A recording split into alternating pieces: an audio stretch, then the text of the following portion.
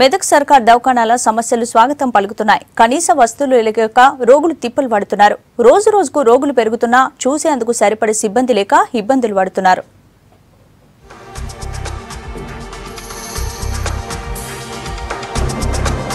మెదక్ జిల్లాలోని సర్కార్ దవాఖానా సమస్యలతోని తిప్పలు పడుతున్నది.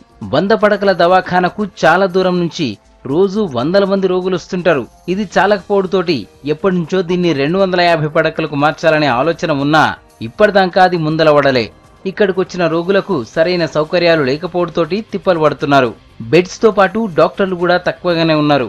దీంతోనే గర్భిణీలు, బాలింతలు ఇబ్బందులు పడుతున్నారు.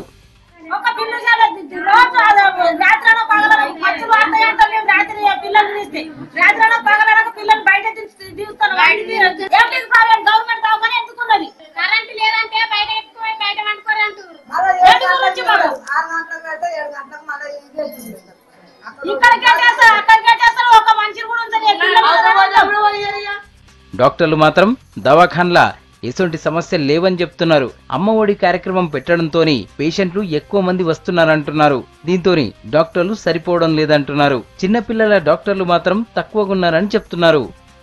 అమ్మఒడి కార్యక్రమం కావచ్చు, ఇంకేమైనా కావచ్చు, ఈ హాస్పిటల్ మీద వర్క్ లోడ్ చాలా అయిపోయింది. ఈ పేషెంట్స్ రావడం కానీ, బట్ మాకేమో స్టాఫ్ కొరత ఉంది. ముఖ్యంగా పిడియాట్రిషియన్స్ లేరు, ఫిజిషియన్స్ లేరు. ఈ కొరత తీరితే మేము వాళ్ళకి ఏమన్నా మంచి సౌకర్యాలు మేము ఇవ్వగలం. 24/7 అంటే మాకు ముగ్గురు ఉండాలి, ఒక్కరే ఉన్నారు. ఎక్స్రే టెక్నీషియన్ ఒక్కరే ఉన్నారు. ఒక్కరితో referral hospital, district head quarter hospital run చేయాలంటే చాలా కష్టంగా ఉంది.